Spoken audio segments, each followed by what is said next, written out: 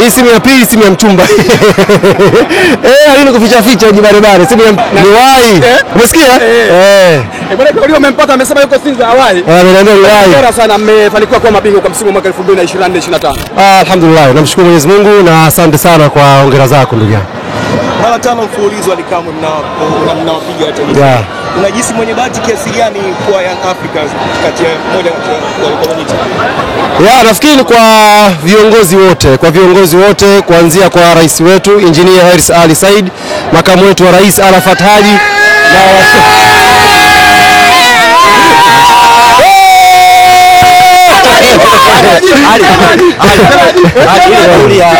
GSM imetimia na uliniambia mwisho wa msimu. Wewe nikuulize. Nilikwambia kwanza Yanga alikuwa na kazi kubwa ngapi msimu unakumbuka? Ndio. Mara mwisho nilikwambia Yanga na kazi 2 tu msimu huu. Kwanza kutetea mataji yake na kuhakikisha Simba anamaliza msimu akiwa tupu. Ndio. Imetimia. Kaondoka na nini msimu huu? Kaondoka na lawama.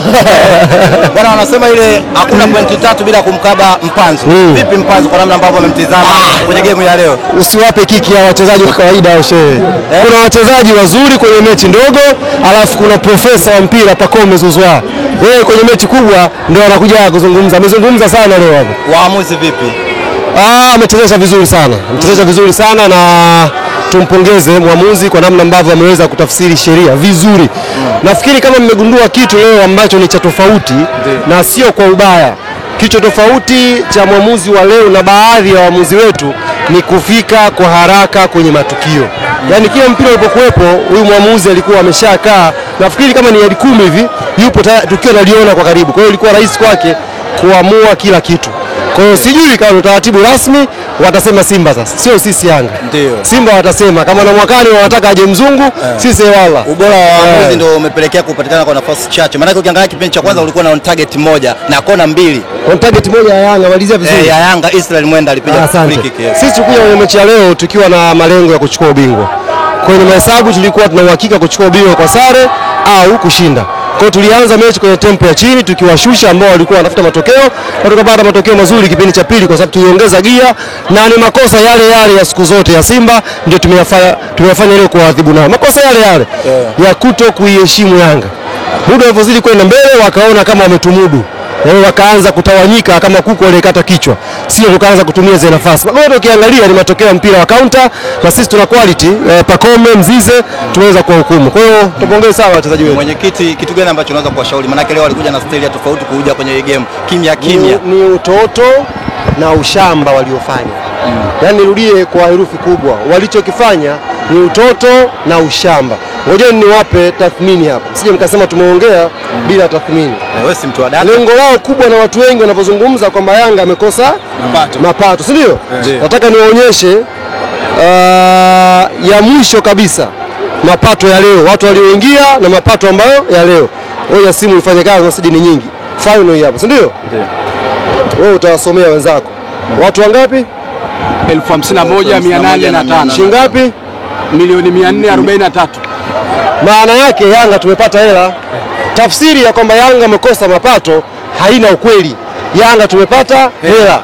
Si ndio maana yake? Na hawa ni idadi ya watu waliokata, sio watu walioingia, idadi ya watu waliokata tiketi. Sasa watu hawa wako wapi? Ndio swali la msingi inabidi mjiulize na nyinyi. Tiketi zimekatwa 51,000. Na watu walioingia ndani ni wachache. Watu wako wapi? Watu hawa ni mashabiki wetu wa thamani ambao kwa utoto na ushamba ambao wameufanya Simba, mashabiki hawa thamani wamekosa nafasi ya kuja kutazama mpira. Tunafahamu tangia kanuni itengeneze kwamba tangia kanuni itengeneze kwamba mwenyeji anapata mapato, utaratibu wa timu fulani kuto kufanya promotion ni kitu cha kawaida. Hata sisi Simba anapokuwa mwenyeji huwa hatufanyi promotion. Sasa promotion ni nini?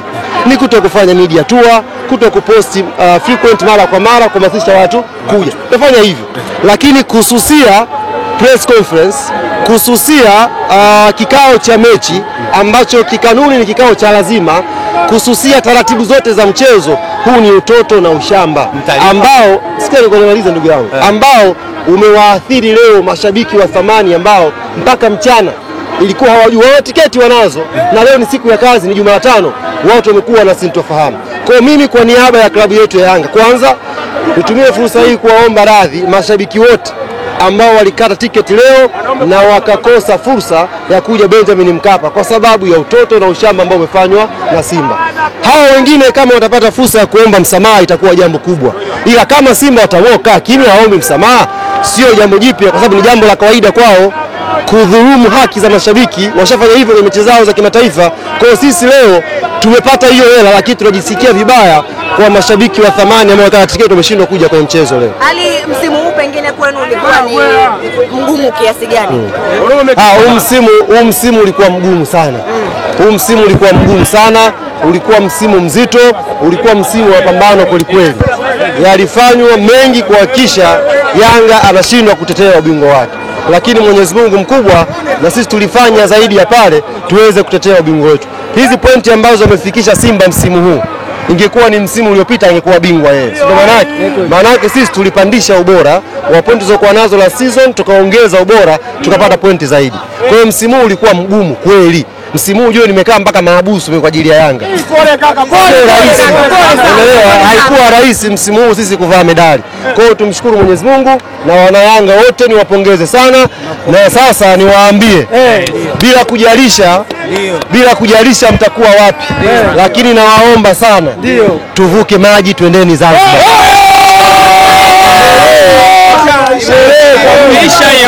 Sherehe kamili. Tutahojiana hata kiza sauti yasikika. Sherehe za ubingwa tutaanzia bandarini hapa Dar es Salaam, tutaendelea bandari ya Zanzibar, tutakunywa supu hapa, tutakunywa supu. Acha masiara bwana.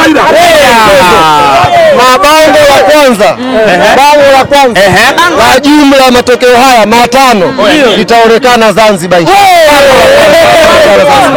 Ya bango hajaisha. Mabango bado si jumla zinaendelea. Zinaendelea. Hawa si wakomi. Unajua leo wakati Mzizi anaweka kamba ya pili, nikamkumbuka Mbosso bwana. Nikamkumbuka Mbosso aliimba ujue. Jamani ya viola. Amependwa na Pakome. Jamani ya viola. Amependwa na Pakome. Muka viola.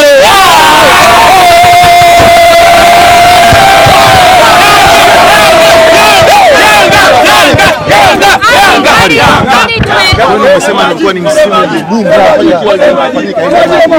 Nini ambacho kilifanyika pengine ambacho sisi kama Tanzania tulikuwa kwanza tuliimarisha